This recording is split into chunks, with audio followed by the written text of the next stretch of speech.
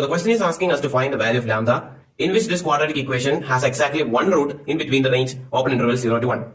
So here in these two cases we can say that one of the roots is away from the range 0 to 1 and the other root is in the range 0 to 1. And here also one of the roots is away from 0 to 1 and the other root is in the range 0 to 1. So this is the case what they are asking for.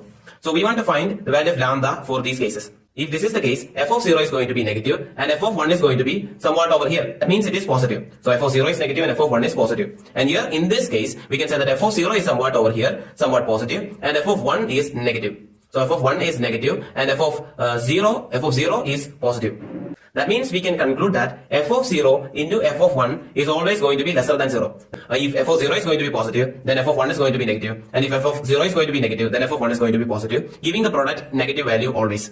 Put 0 in the place of x in order to get f of 0. That is x, this and that term goes, this and that term goes, and we'll be getting 2. 2 into f of 1. F of 1 is what? F of 1 is, put x's value as 1. We'll be getting lambda square plus 1 minus 4 lambda plus 2 is less than 0. And from this we can say that this 2 divide this entire expression with 2 and we'll be cancelling that 2 out. We will be getting what? Lambda square minus 4 lambda plus 3 less than 0. And from this we can say that lambda minus 1 into lambda minus 3 is going to be lesser than 0. Because if I am taking this as a quadratic equation, that means lambda square minus 4 lambda plus 3 is equal to 0. The solutions are going to be 1 and 3. So I splitted this equation into a form like this.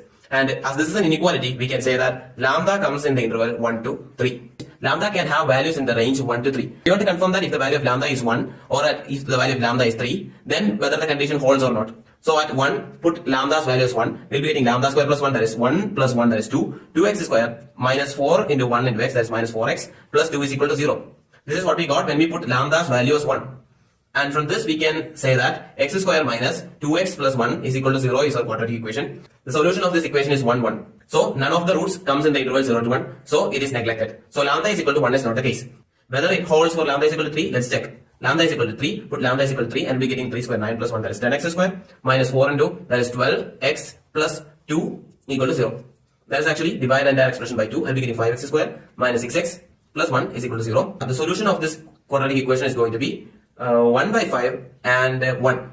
One of the root is at exactly 1. That means it is out of this range. And the other root is 1 by 5. 1 by 5 is in this range. So that condition holds that one of the roots is in the interval 0 to 1 and the other root is not in the interval 0 to 1. That means lambda is equal to 3 is approved. Lambda equal to 3 follows the condition. So we can say that the value of lambda is exactly open interval 1 to closed interval 3. That is option number 3.